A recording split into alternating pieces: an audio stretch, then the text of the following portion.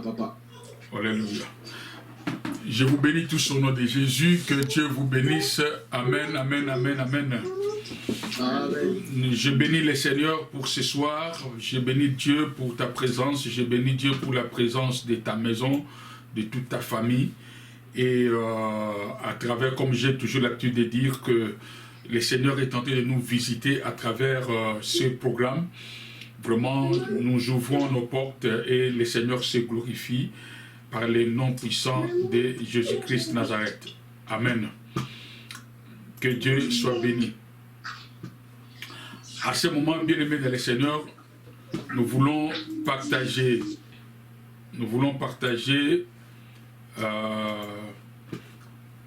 un thème qui est important. J'avais commencé déjà la semaine dernière sur la délivrance de péchés héréditaires. La délivrance des péchés héréditaires. Dans la délivrance des péchés héréditaires, nous avons le premier point, nous avions parlé de la délivrance des péchés héréditaires adamiques. La délivrance des péchés héréditaires adamiques. C'est cette délivrance qui fait de nous des enfants de Dieu. C'est cette délivrance qui nous permet de croître dans la vie chrétienne. C'est cette délivrance qui va nous permettre de bénéficier la grâce de Dieu dans tous les domaines. Cette délivrance, ça s'est fait une fois pour toutes dans la vie chrétienne. C'est pourquoi nous avions vu comment est-ce que le Seigneur a fait grâce, comment est-ce que le Seigneur a permis que, à travers la foi que nous avons à Yeshua Mashiach, à notre Seigneur, le jour où nous l'avons accepté comme Seigneur et Sauveur, il a fait de nous les enfants de lumière.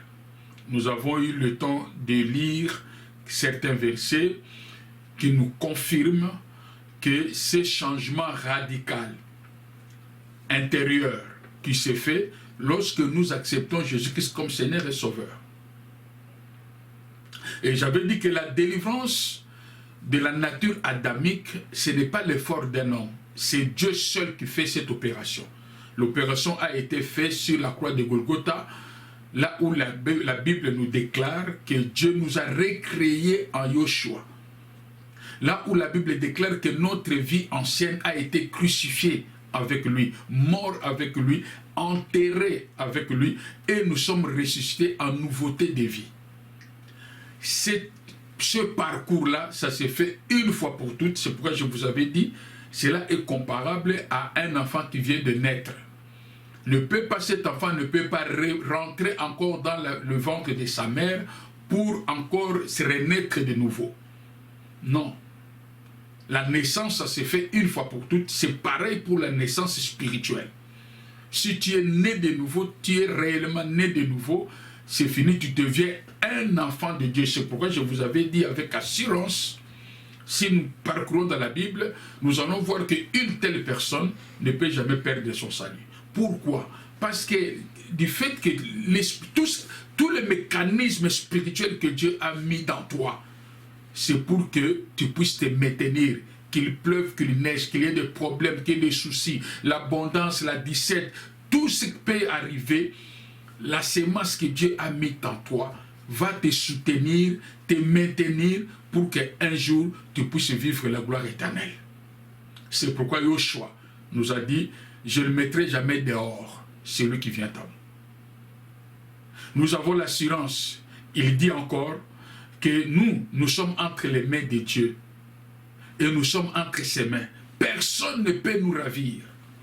Nous avons l'assurance auprès du Seigneur que nous sommes réellement enfants de Dieu. C'est pourquoi, avant de parler ce que j'ai préparé aujourd'hui, ce soir, je voulais seulement dire à quelqu'un, si jusque-là tu n'as pas encore donné ton cœur à Yeshua, tu n'as pas encore donné ton cœur à Jésus-Christ de Nazareth, vraiment, par l'amour du Seigneur, je t'en supplie qu'il faut avoir pitié de ton âme.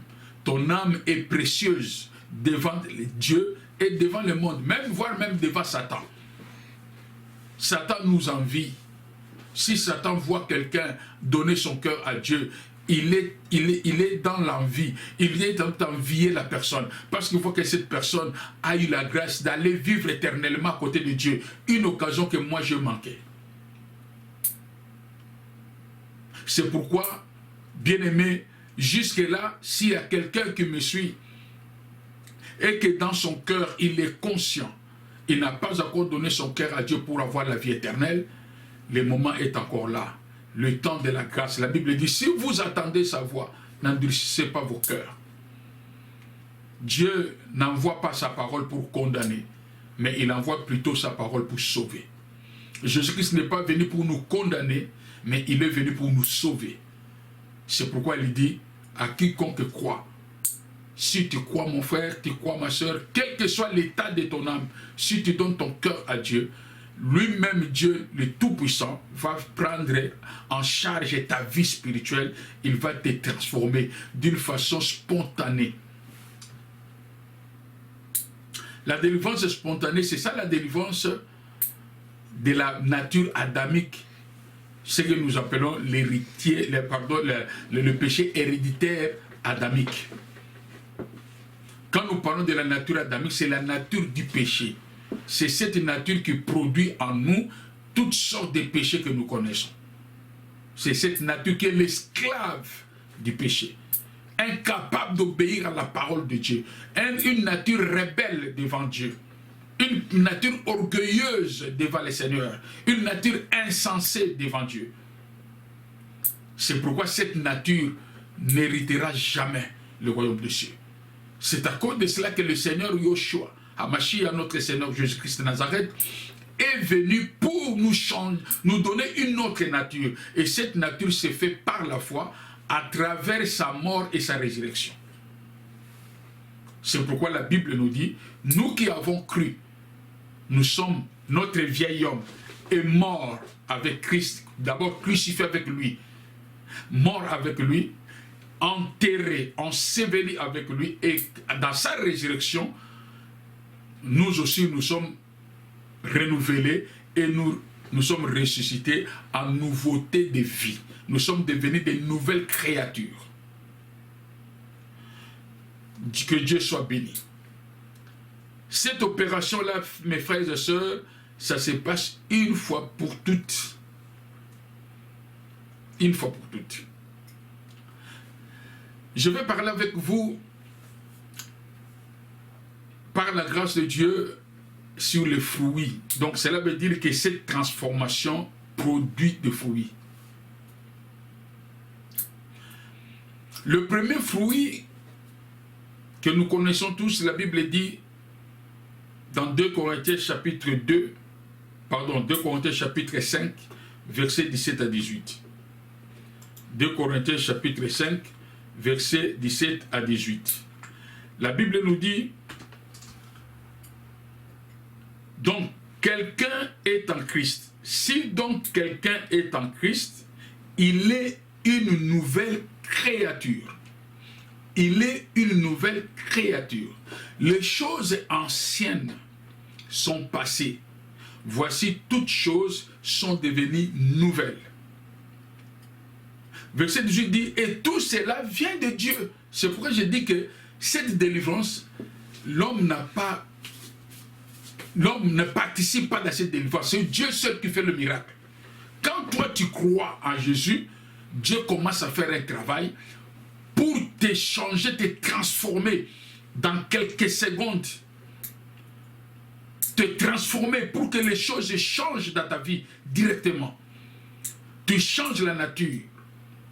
C'est pourquoi la Bible dit, tout cela vient de Dieu. Comme nous sommes de nouvelles créatures, tout cela vient de Dieu, qui nous a réconciliés avec lui-même par Christ et qui nous a donné le ministère de réconciliation. Ça, c'est un autre sujet. Mais ce qui nous intéresse, tout cela vient de Dieu. Qu'est-ce qui vient de Dieu? C'est nous qui étions païens. Quand nous avons cru en Jésus, nous sommes devenus des nouvelles créatures. Donc Dieu nous a recréés. C'est pourquoi j'ai qualifié cette délivrance une délivrance spontanée. Parce que pourquoi c'est là spontané? Spontané, cela veut dire que qui se produit en soi-même, librement et sans contrainte. Donc, cela se fait avec l'aide du Saint-Esprit. Cela veut dire que quand tu as cru, il y a quelque chose qui se fait en toi. Donc cela veut dire que cela ne vient pas de toi. Ce n'est pas que toi qui as dit que maintenant je vais me changer, maintenant je vais dominer mon péché, maintenant je vais changer ma nature. Non. Quand toi tu crois en Dieu, directement Dieu fait cette opération. La vie, ton vieil homme, l'homme ancien qui est en toi, comme je l'avais expliqué le dimanche, Dieu vient prendre cet homme-là, le crucifier avec Christ sur la croix. Cet homme-là doit mourir avec Christ sur la croix. Il sera enterré. Et quand maintenant il y a une nouvelle créature, cela veut dire que comme Jésus-Christ était ressuscité. Donc ça c'est aussi un mystère. Quand Jésus-Christ était venu sur la terre, il a pris le corps humain. Il a vécu sur la terre comme tout homme. Il a porté sur lui nos péchés. C'est pourquoi la Bible dit que le châtiment qui nous donne la paix est tombé sur lui. Après, il était mort, il était enterré. Mais le Jésus-Christ qui était ressuscité, ce n'était pas le même Jésus. Parce que le premier Jésus avait porté sur lui nos péchés. Il est venu comme tout homme. Il a vécu sur la terre comme tout homme. Il a été même jugé par un homme. Il avait, comme la Bible dit, il est habité avec nous, parmi nous. Il était avec nous dans la chair. Il vivait avec l'homme. L'homme le voyait. Mais quand Jésus-Christ est ressuscité, il était revêtu de la nature divine. Il était revêtu de la nature divine. Il n'avait plus la nature humaine. Il avait la nature divine. C'est cette nature-là qui faisait que tantôt il apparaît, après où il disparaît. C'est cette nature qui faisait qu'on a vu Jésus-Christ à Capernaum, on peut le voir à Bethléem, on peut le voir partout. C'est cette nature, la nature divine. C'est cette nature-là qui a fait que Jésus-Christ puisse monter, aller en présence de ses disciples, monter dans les airs jusqu'à ce qu'ils étaient montés pour aller nous préparer la place, en fait qu'il va revenir pour nous prendre. Comme il était ressuscité avec un corps nouveau, un corps divin, il nous a donné cette capacité d'avoir une nouvelle créature dans le Seigneur. Que Dieu soit béni. Le deuxième point, le premier fruit, nous sommes devenus de nouvelles créatures. C'est ce que je viens de lire, de lire et de vous expliquer. Et cela vient de Dieu, ce que la Bible déclare. Deuxième fruit. À la fin, je vais vous expliquer quelque chose d'important pour que nous puissions comprendre. Là, peut-être une personne peut se poser des questions, donc comme je suis devenu une nouvelle créature, donc à moi, je ne peux plus faire de péché, je ne peux plus tomber dans les péchés, directement je changeais mes caractères, je changeais tout. Non, loin de là. Je parle de l'homme intérieur. Quand nous étions encore dans les péchés, l'homme intérieur était esclave du péché. Quand tu as cru, le Seigneur a fait de toi une nouvelle créature. Donc, l'esprit de rébellion en toi est affaibli. L'esprit du péché en toi est affaibli. Tout ce qui peut te rendre crédible devant le Seigneur est affaibli. À ce moment, Dieu te rend capable de marcher sous le péché. Te rend libre au péché. Parce que celui qui te rendait esclave du péché est détruit, est mort. Et tu as pris un autre corps, ce que nous appelons une nouvelle créature. Physiquement, tu es la même personne, mais intérieurement, tu n'es plus la même. C'est un mystère de Dieu. Après avoir devenir de nouvelles créatures, la Bible nous démontre que nous sommes régénérés. Nous sommes régénérés, cela veut dire que renouvelés. Dieu nous a donné des qualités que nous avions perdues. Dans le jardin d'Éden, l'homme avait perdu ses qualités. La qualité de sanctification, la qualité de l'obéissance à la parole de Dieu, l'identité d'un enfant de Dieu. L'homme l'avait perdu quand il avait péché. Nous avions perdu la qualité, la nature divine. Nous l'avons perdu. L'amour de Dieu en nous, on l'avait perdu. On s'est séparé de Dieu à cause du péché. Quand Dieu nous a recréés en Yoshua, nous avons récupéré cette qualité. Nous avons récupéré ce que nous avions perdu. C'est pourquoi nous avons droit à la vie éternelle. Dans le livre de 1 Pierre, chapitre 1, verset 23, nous dit, ayant été régénéré,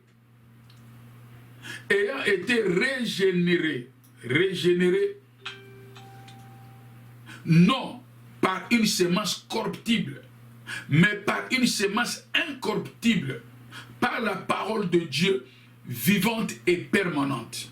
Nous avons été régénérés par la parole de Dieu, la semence incorruptible. C'est pourquoi, ça confirme aussi, tant que tu as la semence en toi, la semence de Dieu qui est la parole. Cette parole, cette semence est gérée par le Saint-Esprit. L'Esprit de Dieu est en toi. C'est pourquoi la Bible déclare, celui qui n'a pas l'Esprit de Dieu ne lui appartient pas. Parce qu'avec le Saint-Esprit, mes frères et sœurs, si réellement tu as la semence de Dieu, quel que soit le combat, quel que soit le péché, les tentations, tu peux tomber. Mais l'Esprit qui est en toi va te réveiller. Comme cela est écrit, même si je suis tombé 7 fois, Dieu qui est en moi ne me laissera pas par terre et que je deviens comme un serpent. Mais Dieu fera grâce. Si je tombe, il vient me relever. Si je tombe, il vient... C'est de cette façon qu'il me rassure pour aller au ciel. Mais bien aimé, sans le Saint-Esprit, personne n'ira au ciel. Sans le Saint-Esprit, personne ne sera agréable à Dieu. C'est pourquoi Yoshua, notre Seigneur, a dit, sans moi, vous ne pouvez rien faire. Vous ne pouvez rien faire. Ayant le Saint-Esprit en moi, mes bien-aimés dans le Seigneur, je suis sûr que j'irai au ciel si j'ai toujours la communion avec l'Esprit de Dieu en moi. Parce que l'Esprit de Dieu ne m'abandonnera jamais. Parce que l'Esprit de Dieu sait, s'il m'abandonne, je suis foutu. La semence que nous avons reçue nous a rajeuni. Cette semence nous a régénérés. Nous sommes renouvelés par le nom de Yoshua. Troisième fruit, nous sommes de lumière. À l'exemple de Jésus-Christ de Nazareth, nous sommes la lumière du monde. Du fait que tu es devenu une nouvelle créature, automatiquement en toi, Dieu te fait une lumière, comme Yoshua. Jésus-Christ dit, je suis la lumière du monde, celui qui me suit ne marchera jamais dans les ténèbres. Normalement, nous les enfants de Dieu, un enfant de Dieu normal, un enfant de Dieu réellement né de nouveau, un enfant de Dieu qui est grandi par la puissance de Dieu, qui est grandi par la grâce du Seigneur, et en lui qui a la sémence de Dieu, il est la lumière comme Yoshua. Jésus-Christ a dit que celui qui me suit ne marchera jamais dans les ténèbres. Mais bien aimé, c'est de cette façon, Dieu nous a fait grâce, nous les chrétiens, nous les enfants de Dieu. Dieu nous a fait grâce pour que nous soyons le modèle des païens. Yoshua a dit, comme je suis la lumière du monde, celui qui me suit ne marchera jamais dans les ténèbres, ne marchera jamais dans le péché. Normalement, un enfant de Dieu ne peut jamais devenir un modèle dans le mal. Il faut que nous soyons le modèle dans le bien. Nous sommes la lumière. C'est à nous de montrer le véritable chemin. Le chemin de la sainteté, le chemin de l'honnêteté, le chemin du sérieux, le chemin de la sanctification. C'est à nous, parce que nous avons la lumière. Notre Seigneur, qui est notre modèle, il a dit, je suis la lumière. Celui qui me suit ne marchera jamais dans les ténèbres. Cela veut dire qu'en suivant Jésus, tu ne peux jamais pécher, demeurer dans le péché. Ne marchera jamais dans les ténèbres. Ne sera jamais un pratiquant des péchés. C'est lui qui me suit. Nous aussi, par la grâce de Dieu, étant régénérés, étant transformés, étant devenus de nouvelles créatures, Dieu nous a fait grâce pour que nous soyons la lumière du monde. Si nous sommes la lumière du monde, cela veut dire que nous devenons des modèles. Ce n'est que par la grâce. Ce n'est que par la grâce. C'est pourquoi, mes bien-aimés, Dieu veille sur nous. Parce que nous sommes la lumière. Dieu veille sur cette lumière. Dans le tabernacle, mes bien-aimés, la lumière du tabernacle, il y avait tout un service de veiller sur cette lumière. Dieu veille pour que cette lumière ne puisse pas s'éteindre. Parce que Dieu a besoin de cette lumière pour sauver les pécheurs, pour sauver les âmes. C'est par la grâce qu'il nous a fait de lumière, pour que nous produisions des lumières. Alléluia. Gloire soit rendue à Dieu. Je vais lire ce passage. La Bible dit, car autrefois vous étiez ténèbres. Autrefois nous étions ténèbres. Cela veut dire des gens qui pratiquaient le péché, qui vivaient loin de l'amour de Dieu. Nous étions étrangers de la vie de Dieu. Ténèbres. Nous étions sous la puissance du diable. Mais, à présent, quand vous avez cru, quand vous avez donné votre cœur à Yoshua, lorsque vous avez pris la décision d'accepter Jésus comme Seigneur et Sauveur, c'est pourquoi il dit, mais, présent, vous êtes lumière dans le Seigneur. Nous sommes de lumière dans le Seigneur, marchez comme les enfants de la lumière. Marchons comme les enfants de lumière. Bien-aimés dans le Seigneur, nous sommes devenus de lumière.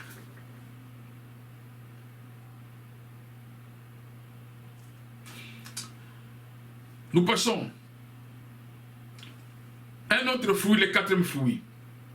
Nous ne sommes plus esclaves du péché.